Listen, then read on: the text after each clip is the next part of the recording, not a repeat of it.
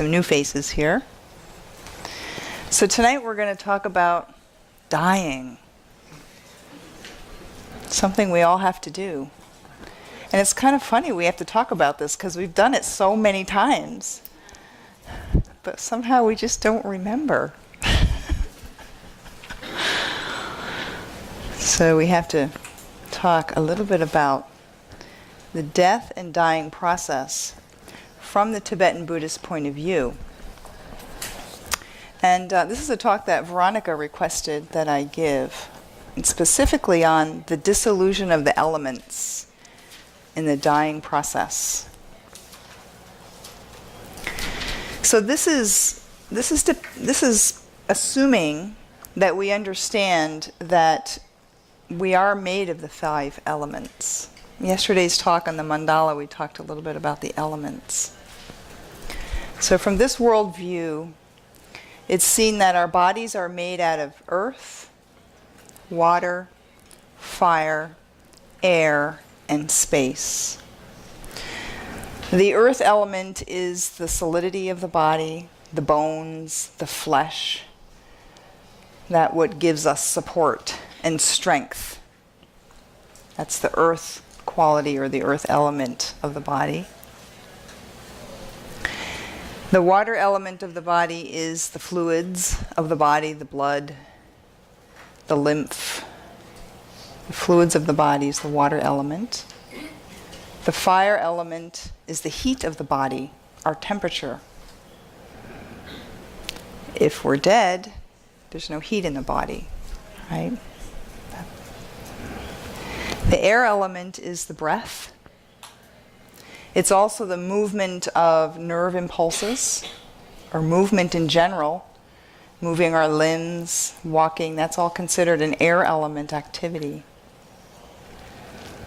And finally, the space element is our consciousness, our mind, or our awareness. So these are the 5 fundamental constituents of the body. And in the dying process, these elements dissolve. And they dissolve in order of the most dense to the most subtle. So the order that they dissolve in is the earth first, the densest, then water, then fire, then air, then space. So we're going to talk about each of those phases, what it looks like as an observer, if we're attending to somebody who's in the dying process, and also what it's like to experience that, each of the dissolutions.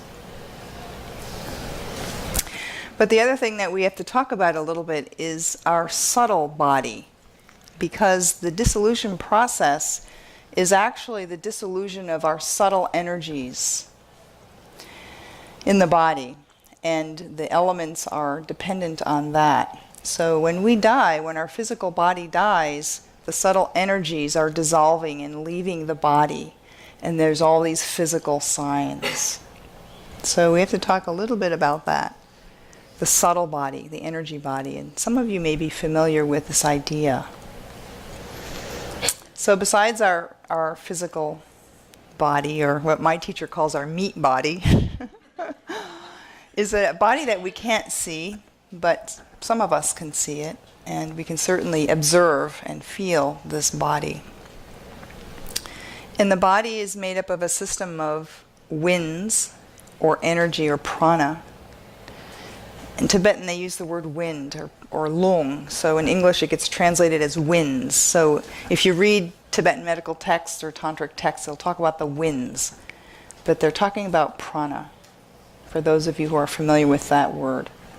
And a system of channels, or networks, for which this energy flows. And in short, the channel system is based on a central or main channel that runs through the vertical core of our body, from the crown of our head, down in front of our spine, down to 4 fingers below the navel. That's the root, or the trunk, of this channel system. Some people call it the central channel, or in Tibetan they call it Uma. In Sanskrit, the Sushumna. Okay, so some of you, if you have a little yoga background or you do pranayama, you might hear it by that name, Sushumna. In English, it's usually translated as central channel. It's about the thickness of our thumb. That's the main branch. And besides that are two smaller branches that go on either side of the main branch. And they begin at the top of our nose and travel down either side, all the way down to the bottom, and then come back inside the base of the central channel. And these two channels are called different names. There's one on the right and there's one on the left. You could say that one is for the masculine principle and one is for the feminine principle, or the solar and the lunar energies. And then along certain areas of the central channel are the chakras. I think many of you have heard that word, chakra. Chakras are places where there's many, many, many of these little channels concentrated. Okay, there's chakras, the main points on the body. And those chakras branch out. So inside these channels flows this energy, this wind, lung, prana. And there's 5 different kinds of this energy, the 5 different winds that are associated with the different chakras, that are associated with the different elements. So when we die, these winds, you could say they evaporate, dissipate. So the element that's dependent on that wind dissolves or is not as present. And the physical structure of the body that was dependent on that, we see the physical changes. So the dying process begins with this subtle wind losing its force or leaving the body or disintegrating, which in turn causes that element to lose its energy, which in turn causes us to see certain things in the physical body. Okay, so this is the Tibetan view of the dying process. It begins on an energy level in a systematic way.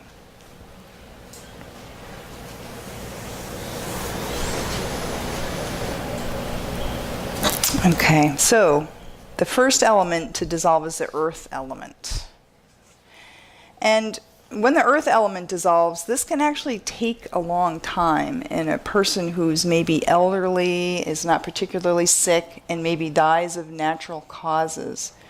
We can observe the earth element dissolving when somebody begins to become more feeble.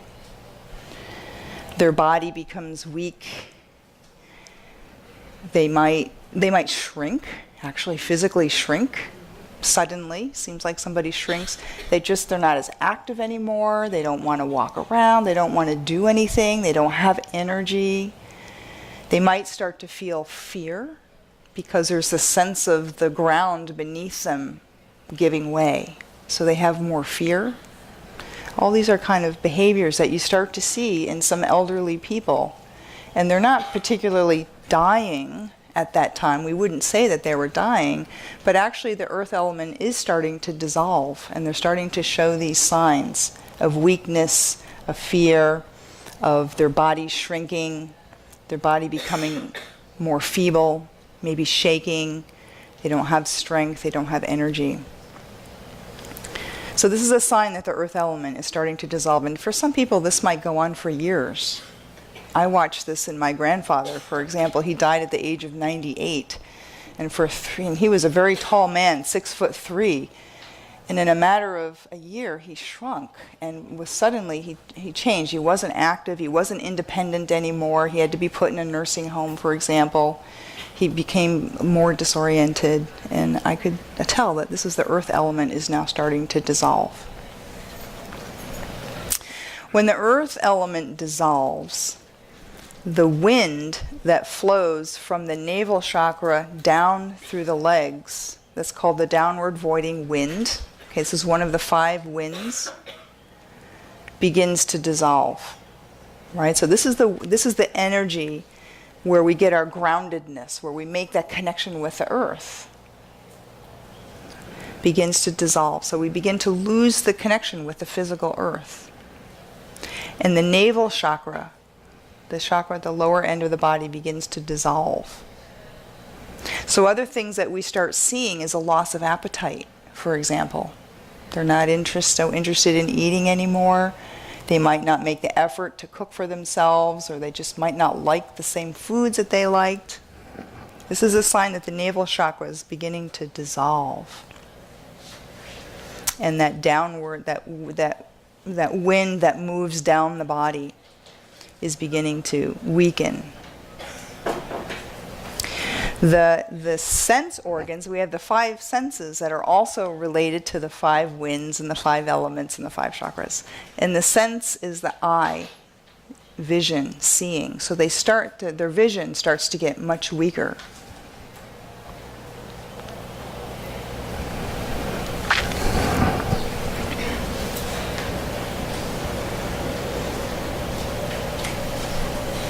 You also notice that the vitality in their skin gets less and less. They get pale, or they get a grayish kind of hue to their skin. So this continues until a person starts to really get concerned and say, okay, this person is really needing help or needing some kind of care. Their physical strength or their physical health diminishes to the point where they start to need care.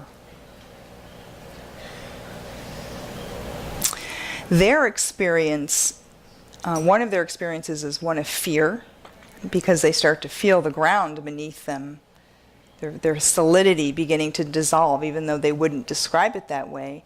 But maybe they're afraid to go out. Maybe they're a person who liked to go to different places and now they don't want to go anywhere. Or they have sort of fears of, they might start showing signs of paranoia, but they start showing more signs of fear or insecurity, more dependency. Sometimes they can feel as though they're falling. When the earth element is really diminishing and the last of the earth element is dissolving, they might start to literally feel like they're falling and keep asking for you to put pillows behind their head or need supports. They also start to see strange mirages. They might start seeing things, and they might tell you, they see something, but it's not really there. So as the vision starts to diminish, they start seeing mirages or seeing things that aren't there.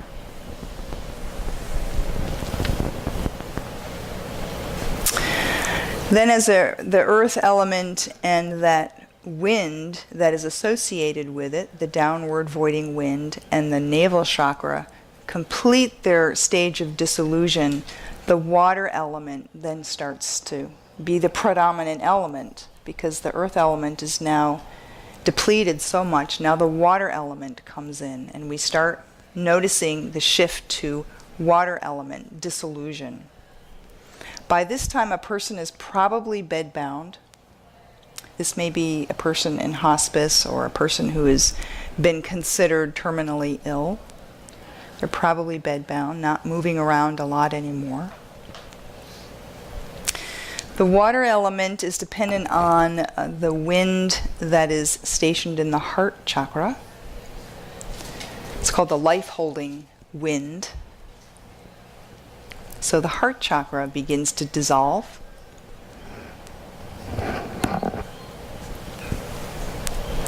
And the sense associated with this are the ears. So the hearing starts to begin to become very weak.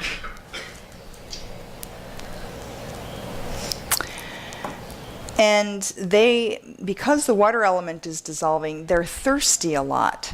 So a person in this stage of the dying process may be always asking for something to drink. No matter how much they drink, they always feel like they're thirsty. So for example, in a hospice situation, you might notice the nurses keep swabs or ice cubes next to the patient's bedside and swabbing their mouth. They're always asking for something to drink, but they can't take a lot, so they're putting water in their mouth. A person will become incontinent. They lose the function of holding urine.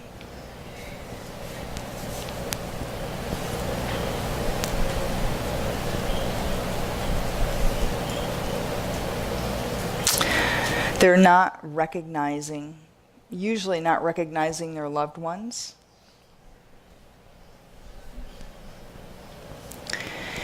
And the person's experience is they're seeing smoke.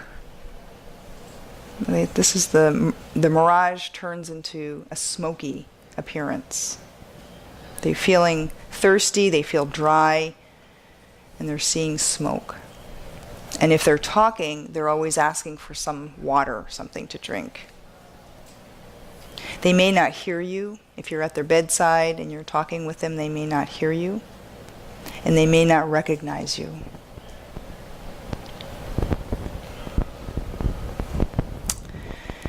And then when the water element is becoming completely dissolved, then the next element, which is the fire element, comes in and becomes the predominant element. And at this time, people sometimes show a fever. They get very, very hot. And this is the wind that's associated with the fire element is stationed in the throat chakra. And this is an energy that goes upward. It's called the upward moving wind. So the throat chakra is dissolving. The sense of smell is dissolving. At this point, they're not able to swallow. You'll feel the heat retracting from the limbs. Their feet and hands and their limbs will start to feel cool to the touch as the heat's going towards the center of the body. The sense of smell diminishes. And at this point, again, in a hospice situation, the nurses may be keeping wet towels on their forehead because they're always hot. They feel feverish.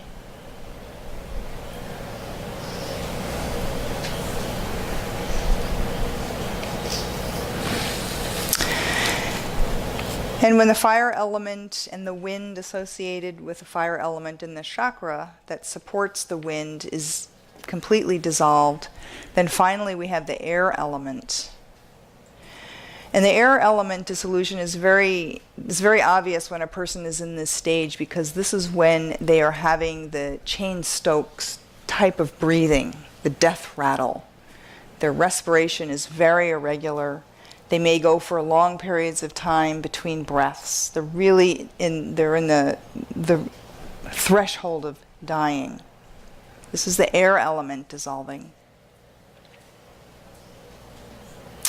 And the wind, or the energy that's associated with this, is called the all-pervasive wind. And it's wind that flows all over the body. It's not stationed in a particular chakra.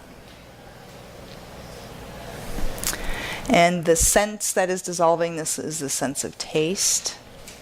And the crown chakra is also dissolving.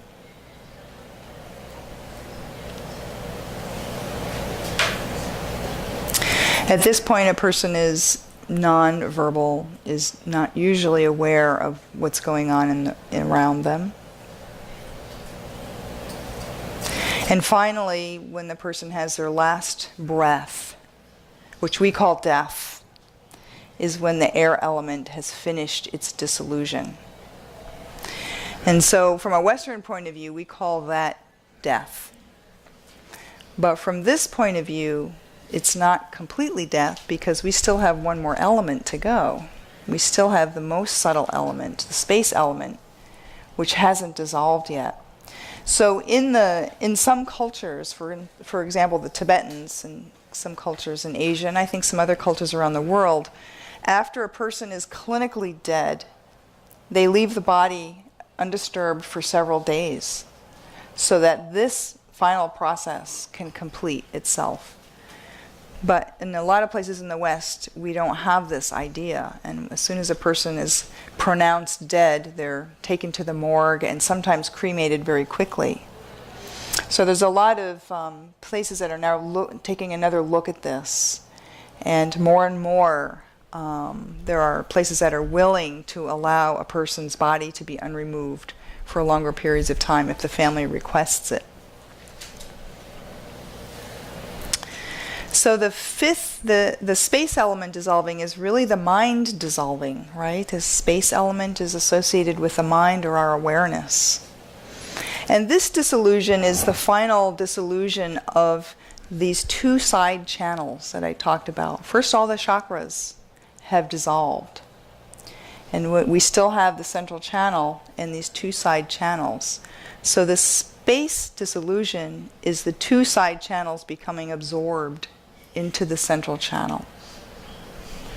So first the upper part is absorbed into the crown. And at this point, a person will see white light.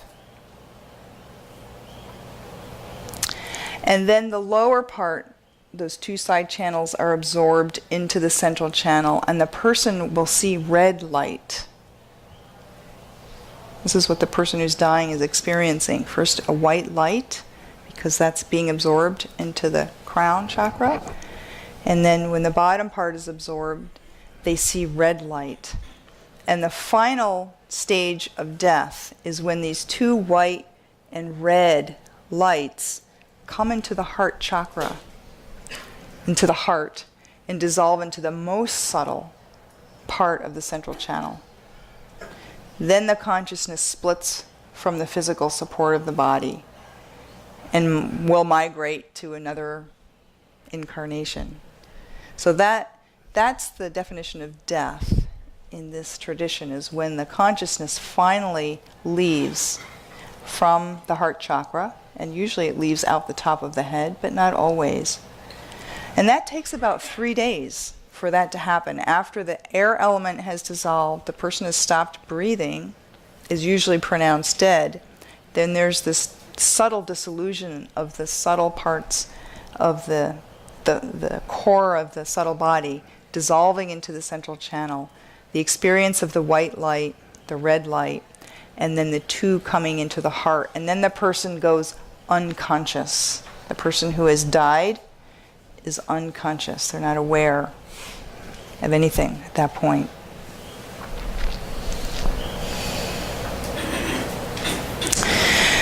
So during the course of our life, these elements also determine our health and our state of health, or whether we're balanced or whether we have health problems. And systems like Tibetan medicine and Ayurvedic medicine deal with these elemental imbalances. And if we've had an imbalance during the course of our life, like let's say we've had an excess of earth element and we've had illnesses related to that dosha, or if we've had an excess of water element and we've had illnesses related to that, when we die, we will have trouble during this time.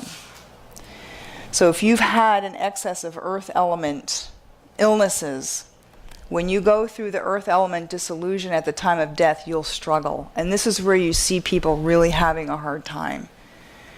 Lashing out, getting confused, really struggling with the dying process.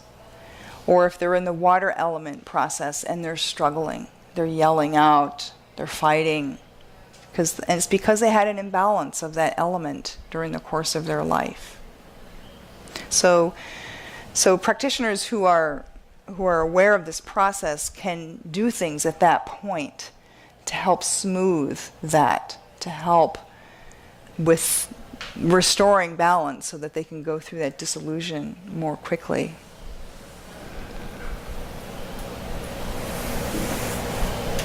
Any questions so far? Is this all new material for you guys? Yeah? Okay. Some of it? Okay. Yeah. How would you describe the process in a sudden death? Accident? Same thing happens, but it happens like that. Yes. In sudden deaths, the same dissolutions are going to happen. They happen like that, but the final one of the space element dissolving is still going to take time. Okay? What about a person who is in surgery and is using a lot of medicine, like, I don't know, that the conscious and awareness is a little bit more confused? Yeah. You mean, what is the effect of anesthesia? Yeah, because, I mean, for a person is going to change? Is going to be the same thing, or is something else happens? Well, anesthesia doesn't cause the dissolution of the elements. The only other time that we start to experience this is during childbirth. When a woman is in labor and is giving birth, that is like a mini death. It's very similar to death. You never know when it's going to happen, and when it happens, you can't stop it, right? All you ladies who have had children? And when you go, if you go through a natural childbirth where you're not medicated, when you go through this period, what they call transition, where you're about to give birth, your elements are dissolving. It's like a death. You have to in order to release that child. So that's, women who go through childbirth are going through a little bit of that experience of the elements dissolving. But otherwise, anesthesia just turns off the that part of the brain. Yeah, it just turns off the part of the brain. It's not going to get affected, even though there's a relationship between body and mind. I think the consciousness is affected, sure. They know that it's affected by sound and what people say, right? But there's a lot of talk about near-death experiences where people describe going through tunnels and seeing white light, where they're going through some of this. That experience of going through the tunnel is the central channel. They're experiencing the winds dissolving in the central channel, and they're seeing it like this tunnel with this light. That's the light from the crown chakra. Okay, so they're starting to go through this process, and then they come back. That's amazing. That's amazing. Yeah. Can you give us a sample of what would be earth imbalance and water imbalance? Mm-hmm. In Ayurvedic medicine and in Tibetan medicine, they have something called the doshas. Okay, so you have Pitta, Kapha, Vata. So Kapha is an earth imbalance, or what we say in English, phlegm. Earth imbalance is phlegm, and there's you can look in Ayurvedic medicine or Tibetan medicine and see, like arthritis is an example of an excess earth. Okay. Mm-hmm. Kapha, or bekan in Tibetan. So look at the doshas, and that's one place to go to get all kinds of detail about if this is imbalanced. These are the kind of illnesses that we have. Yeah. Is there a way to, once you begin dissolving, let's say the more coarse liquid, stagnating it or so the process is not so quick, or even possibly reversing because it at that level? I don't think there's a way to reverse it, because what causes death to begin with? When somebody dies a natural, it's sort of a process that's going to happen, right? I don't think there's a way to reverse it, but I think there's ways to help a person through that process. So, for example, in one of the things that I teach this with harp therapy, using harp at the bedside for people who are dying. And we play music according to those elements, according to the modes. So there's music that's earth element music. There's music that's water element music. And if a person is struggling in one of those elements, we play music that is that element, and that helps them to go through that process. A Chinese doctor might do something different. They might do acupuncture or herbs that address that element. So once it began, it has begun. Yeah, once it's begun. Yes. Wouldn't that be nice if we knew how to reverse that? I was wondering because, for something like the body, if there is an imbalance that's producing. Yeah. Well, certainly when we have big imbalances, it will be the cause of our death. But that's sort of the healing part, right? You're trying to heal and balance those elements always. But whether that we can reverse death once it starts, maybe some great beings can. I see lots of hands. I don't know who had their hand up first. Who had, you did? Okay. Is it the same for animals? Yes, same for animals. Even an insect? Any any being that has the 5 elements body. So yes, any being that we can see, beings that we can't see don't have earth element. That's why we can't see them. But any being you can see, insect, animals, birds, they all have the same dissolution. Yeah. Yep. What happens, when a person is really dying and you're just medically speaking, so that person already started the process of dissolution. You mean like medical intervention where they put a person on life support? Yeah, that's a big controversy. That's a big ethical question. But I don't mean an old person, I mean Yeah. an emergency situation. Yeah. Mm-hmm. People is literally dying and you resuscitate. Yeah, that's right. Mm-hmm. So if you wouldn't do that, the person definitely would go. Yeah, that's right. He has a fibrillation.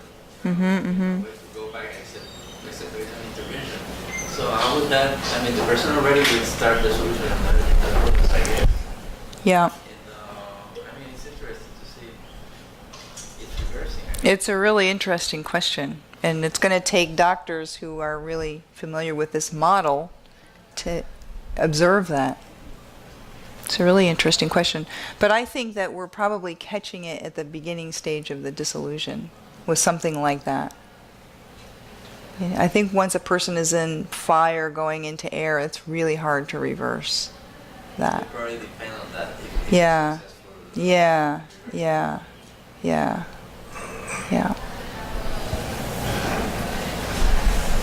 You mentioned the space, which is the last Mm-hmm. element, and that in our culture, normally there's no period of time for that To settle. Yeah.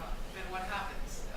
The dying process is not completed because either we're cremated. No, it's completed, but the person probably has a kind of a trauma experience, right? The person who's going through the white and the red dissolution process, that's disrupted, right? So however that affects their consciousness is going to carry with them into their next life. Okay, so the greatest gift that we can give a person who's dying is to help them to die in as peaceful and comfortable a way as possible, undisturbed, so that we don't shake up or disrupt that. Because how you die, the impressions that are made on your mind and in your energy, you're going to take with you wherever you're going. Right? So the best thing we can do is to create peace, quiet, stability, and comfort. So certainly there's a disruption. There's a disruption. And one of the things that my husband does mirror divination. He's a Tibetan that does a special kind of divination, and he can look in his divination when a person dies and tell where they're going and also how they're doing when they're in that bardo state. And it does show up again and again that when a person has not been able to complete that process in a nice way, they spend more time in the bardo. They spend a lot more time in the bardo. They don't take rebirth as quickly. So clearly it means it was somehow traumatic or somehow disruptive to their process or somehow confusing to them. They spend more time in the bardo. What happened when a person is assisted to die? Did we alter the process? A person is assisted to die, and what did you say after that? We alter the process of the elements? Mm-hmm. Like euthanasia? Well, what euthanasia does, a person will still dissolve the elements, but they haven't finished their karma. They haven't finished their karma. So whatever's left, they're going to bring that to the next life. This is the same thing with animals. If you euthanize your animal, you did not let them finish their karma. So even though we think we're putting them out of their misery and we don't want to watch them suffer, we're really doing it for us because we don't want to watch them suffer. And we don't have the time to sit with them and take care of them, right? But it's hard when a being is in pain and suffering. It's hard to be with that. But that is a karmic ripening. And if they don't finish that, they're going to take rebirth and be sick as a baby. They're going to bring that with them, what they didn't finish. And I don't think we'd want to wish that on anybody, right? So from a Buddhist point of view, that's the Buddhist belief. Buddhism does not advocate euthanasia in people or in animals because you're not allowing them to finish that karma. Better to help them be comfortable, take care of them, as much as possible. That's the kindest thing that we can do. Would that be the same with suicide? Yes, suicide, definitely. Definitely. You're taking the karma then to the next one. That's right. Whatever. Yes. And in fact, yeah, and those are very difficult situations. And in mirror divinations that my husband does, oftentimes people that commit suicide take rebirth in lower realms. Very hard to get a human rebirth after that. It's a very negative karma to take your own life. Yeah. Yeah. Take the space element and go first, and the other elements like subside, but they will not be completely. Well, yogis do this very differently. Where I'm talking about like us, how we're gonna die. Yogis are it's a very different story. How they die, how they dissolve the elements, they do it with full conscious awareness, and they have practiced this in their yogic practices. So they dissolve their elements into light and attain the rainbow body, and their physical body will shrink. Shrink. And this is after they've stopped breathing, after they're clinically dead for a long time. They go through this dissolution process. Their physical body gets smaller and smaller and smaller, and there's rainbows everywhere because they're dissolving each of these 5 elements into light. So they have a very different experience of this. And they don't go into the bardo. That's a very special case. The VIP pass. Yeah, well, that's after a lot of practice. It's not an easy. That's after a lot of practice. And of course, in the Buddhist tradition, we're always practicing to die, right? That's what we're doing. Always practicing to die. So if they don't go into the bardo and they still need to reincarnate, they reincarnate immediately? Well, they don't need to, no. They can choicefully. They can choose to come back if there's a need. Those are the bodhisattvas. Yeah. And then they can pick where they want to go. Instead of us, we go where we have unfinished karma with our parents. That's why we took rebirth where we took, because we didn't finish our karma with our parents. And if we're female, we didn't finish the karma with our father. If we're male, we didn't finish the karma with our mother. That's what determines our gender, is who we had the strongest karmic connection with at the time that we were conceived. That's what drew us there, some unresolved karma that we made. So in a way we choose our parents, but not really. We choose them because of some past action. But, yeah. Whereas a being like that, they can choose where they're going to be reborn and when or not. Mm-hmm. Yeah, I had the privilege to witness this twice. Once with my own teacher in 2010, and recently last fall with my teacher's mother, who passed away in New York City. And I just thought this was the coolest thing. This yogini who had been living in New York City in Manhattan, doing a retreat in the middle of the heart of samsara. And she passed away in September and sat in what we call tukdam for 3 weeks. And there were rainbows all over New York City. They made the news. There was all these pictures of these amazing rainbows in New York City. Of course, nobody knew what was going on. And and we were doing, there's 49 days where ceremonies are done, and I was there for part of that, and the energy of the place was just amazing. And they put her body in a box of salt. That's what they traditionally do, is they wrap up the body and they put it in a box of salt. And it was amazing that New York City's health department let them keep a corpse there for 49 days. That was really amazing. But somebody from the health department came in every day, and didn't notice any smell, so it was okay. And yeah, that was unprecedented that was allowed to happen. And it was pretty amazing to be, it's amazing to be in the presence of somebody who's dying that way, because the blessing energy is palpable. It's So what really. did they put the body in salt? What? When she finished her meditation, so she was in meditation, and so she was sitting. She was clinically dead, not breathing, no heartbeat, but sitting in meditation and looking like she's sleeping. So she didn't have that sunken feature of the face. Skin didn't get gray. She was still warm here. She looked like she was sleeping, but she was clinically dead. And then she's going through this subtle dissolution of the elements. And in her case, it was almost 3 weeks. And then the body collapses like that. And a little red and white fluid comes from the nose. And then they know. Then they put the body in salt until the rest of the 49 days. And in her case, they did have to take her to a traditional crematorium. Otherwise, like in Nepal, they would cremate in another way. But yeah, that was amazing. That was really special to witness that in the USA, in New York City. I thought, this is really great. She's really blessing New York City. Is there any relationship of this we're talking about and corpses of saints? I think that's the same. Like some of these Catholic saints, that they have their body. You go to some of these churches in Europe and they have the bodies there. I think it's the same. Same. Yeah. Yeah. They've transcended the 5 elements, and in their own way, according to their own tradition. Yeah.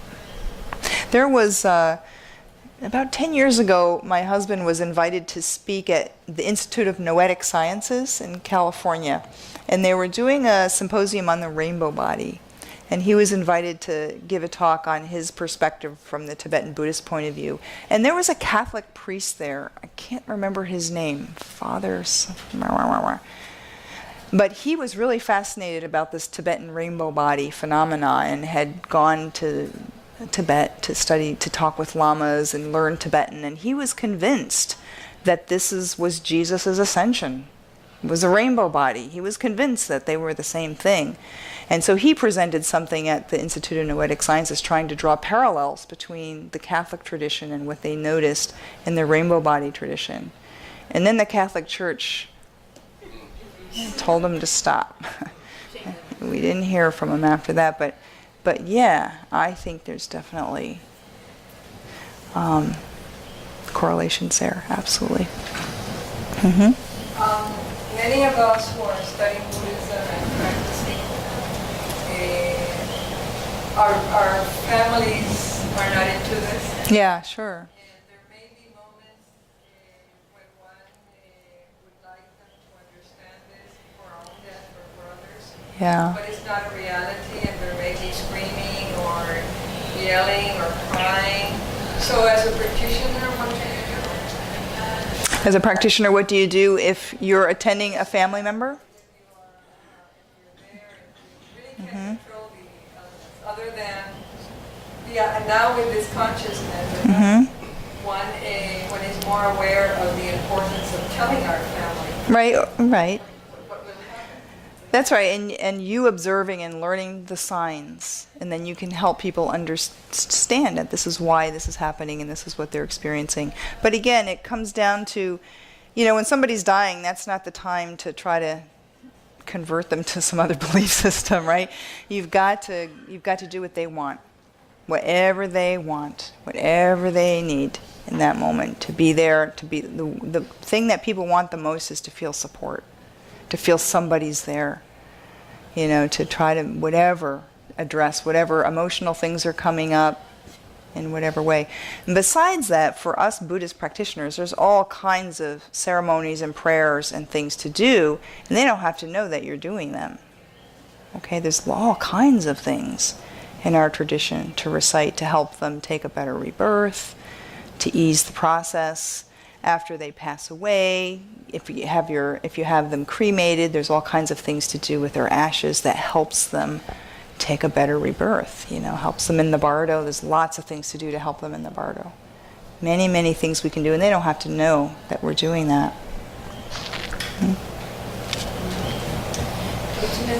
Would you mention some of the things we can do? Sure. Well, first of all, it depends on what kind of practitioner you are. So the simplest things to do are saying aspiration prayers and sutras. For example, there's a sutra called the Tsedo Tsesung Sutra, the Sutra of Amitayus. Yeah, that's very common. And that's reciting Amitayus' mantra over and over. It's a beautiful sutra. And that comes up in mirror divinations a lot. So when a person's actively dying, you can be reciting this. It even says in the sutra, if you whisper this mantra in an animal's ear, when an animal's dying and you say this mantra in their ear, they will take a human rebirth. So that's a very powerful one that anybody can do. Which one? Yeah. Sometimes it's called the Sutra of Amitabha or the Tsedo Tsesung. You can find that online, download it. Ask a Lama to give you transmission for that. That's a very, very powerful and very doable one to do. And then there's commissioning lamas to do certain things. Like I said, the traditional one is 49 days of pujas. So if you have a connection with a lama who has a monastery in India or Nepal, you can commission them to do these ceremonies. And that really helps, really, really helps a person. And they don't have to know that you're doing this. You just give them the person's name, make a donation, and this is one of the services that monasteries provide regularly, are these kind of death ceremony pujas. Those are very, very helpful. Is a POA practice?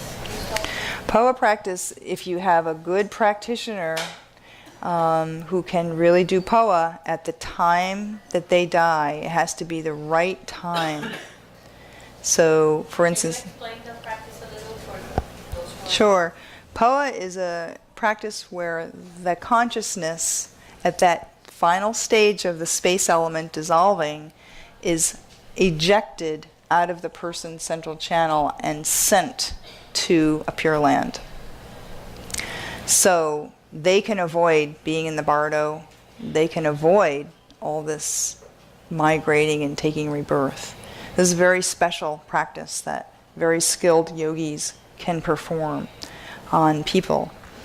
It's not as effective if the Lama doesn't have a personal connection with that person. It's not as effective. So it's more effective if, say, we ask our Lama to do that for us when we pass away, or I've seen it work if you have a family member, but the Lama has a good connection with you, and through you, they do POA for your family member.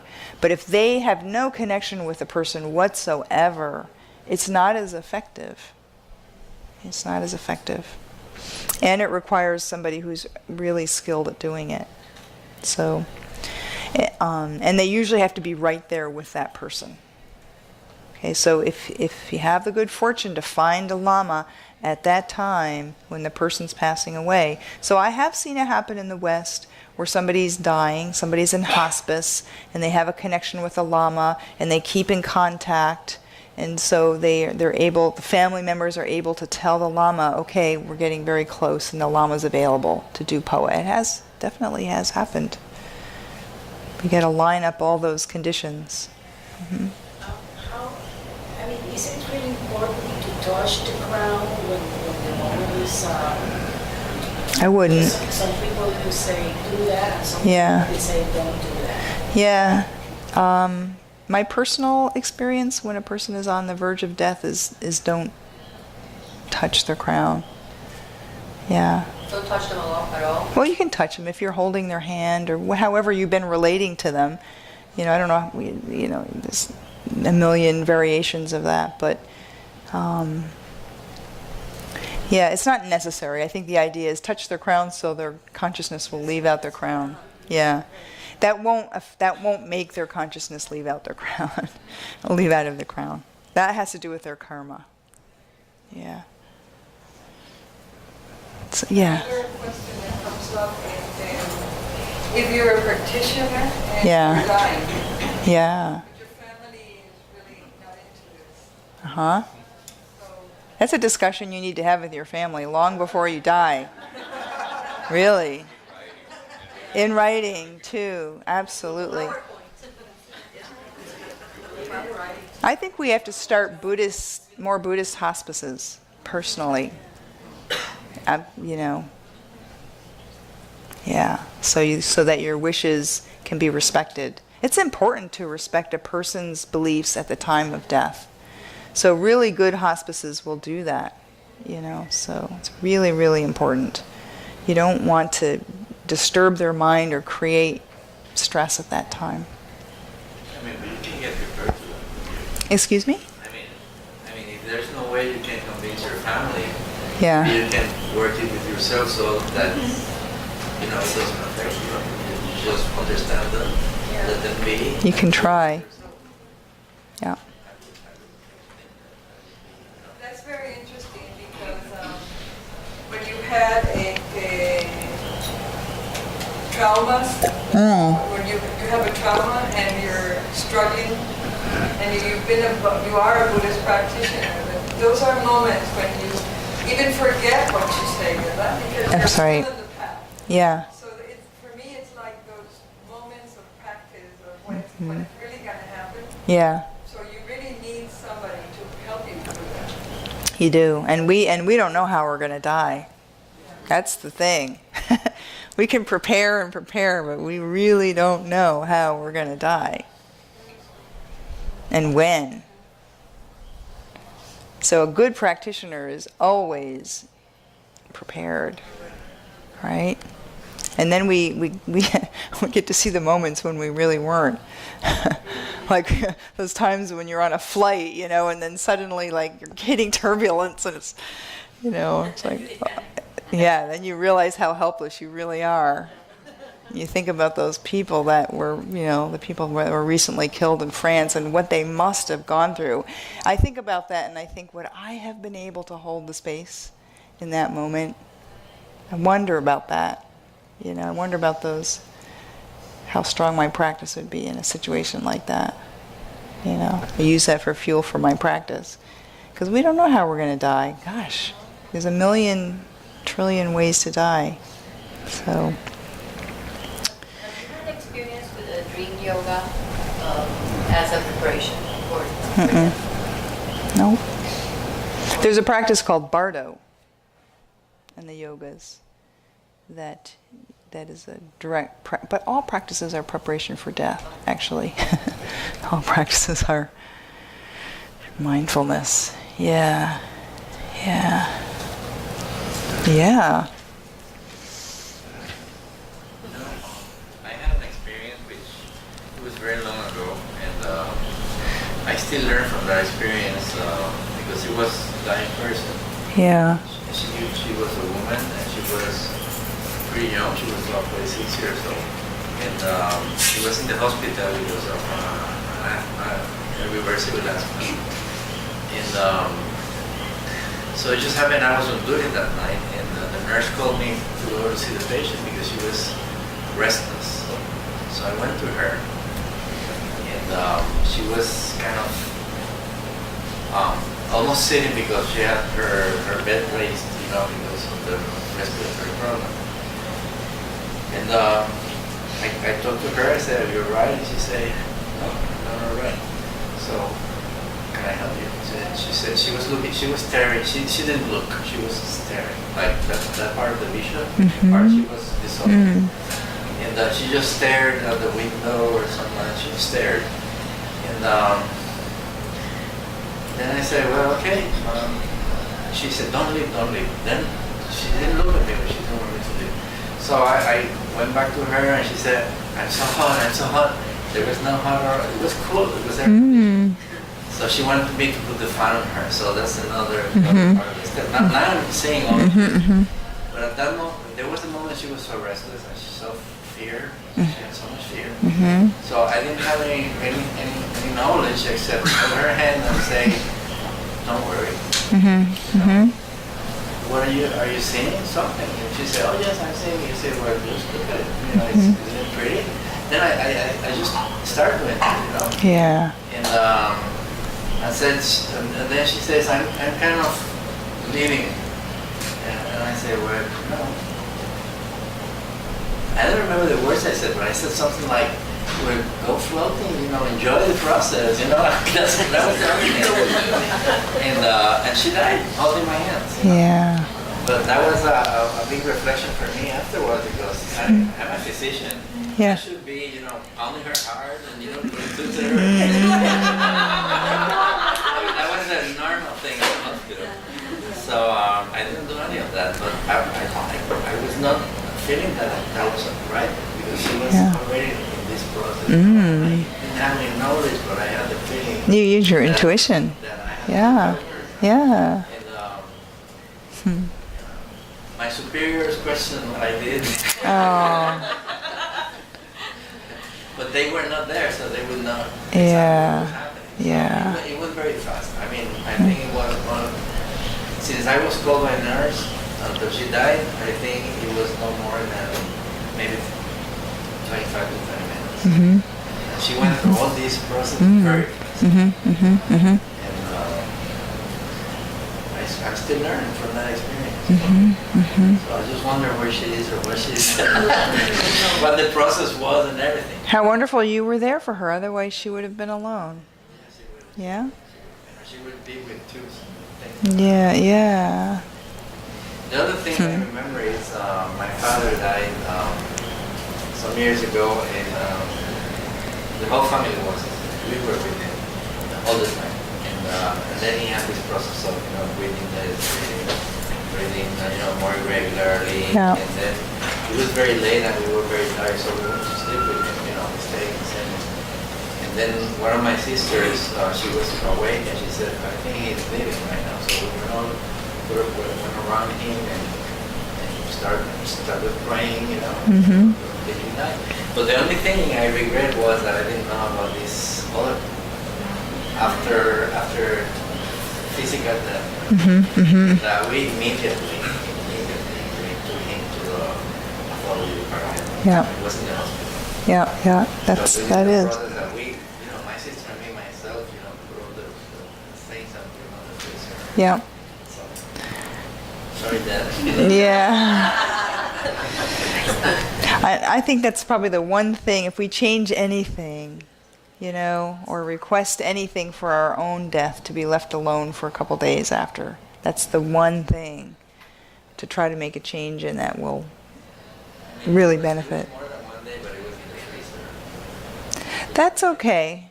That's okay. It's when people get cremated very soon. We got cremated about one day after. Yeah. Here it's 48 hours by law, right? So Yeah. we have to wait 48 hours. Would that time make a difference if the person is a practitioner or isn't?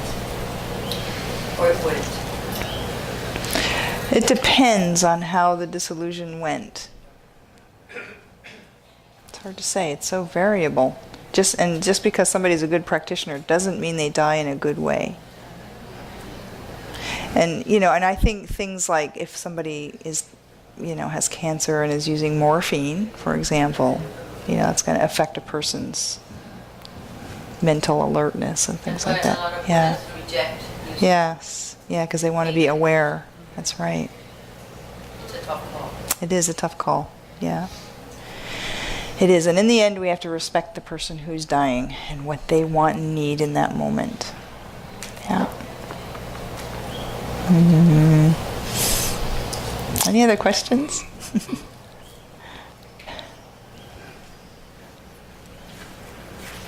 Okay. Yeah. About the things we can do. You were saying about during the barrio. Uh huh. You also can finish.